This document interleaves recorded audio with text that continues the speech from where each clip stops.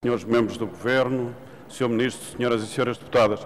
Sra. Presidente, a primeira reflexão acerca deste debate de atualidade solicitado pelo Partido Social Democrata será indagar do seu objetivo. Qual será o objetivo, eventualmente a poucos dias da entrada na Assembleia da República de uma proposta de lei material, em que conheceremos em detalhe a primeira de 15 anunciadas leis acerca desta reforma, porque é um debate em plenário, tão de supetão, tão de repente, acerca de uma lei da qual a Câmara tudo desconhece e apenas ouviu aqui, intercalarmente, o Sr. Ministro dos Assuntos Parlamentares dizer-nos alguns tópicos do que essa lei será. E, portanto, é estranho, indagamos-nos qual a motivação deste debate de atualidade.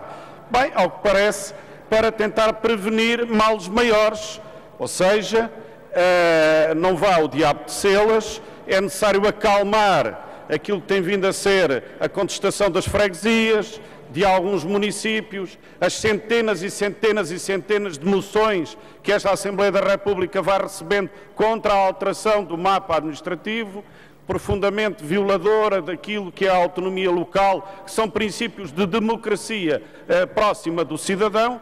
Bom, e então vamos lá tentar conter isto, não vá propriamente no mês de janeiro haver uma nova janeirinha que possa dificultar a vida política e a aplicação desta reforma. Parece ser este o objetivo de um debate absolutamente desigual, de um Conselho de Ministros que aprova de manhã, de um Parlamento que debate à tarde, um papel absolutamente em branco.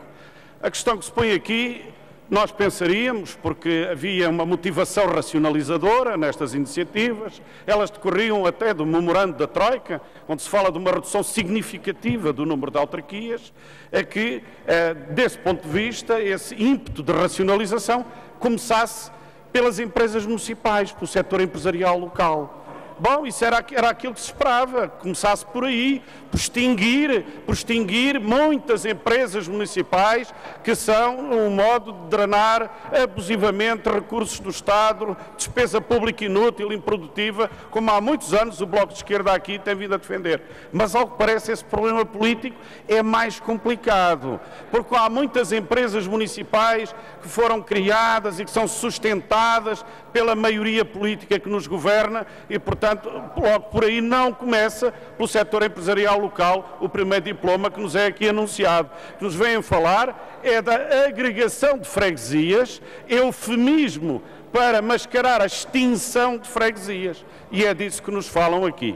O CDS foi até um pouco mais longe e disse que se os incentivos à agregação de municípios não funcionarem, bem, também terão de se tomar medidas administrativas para vir a fundir à força municípios. A primeira pergunta que eu gostaria de deixar ao Governo, que poderá responder se o PSD lhe ceder algum tempo, é porque é que, em relação à dignificação das freguesias, em relação à dignificação, bom, se o Sr. Ministro veio cá só para dizer umas coisas e não responde à Câmara, é uma opção do Governo, naturalmente legítima, mas não deixa de ser uma opção pelo silêncio e pela incomunicabilidade.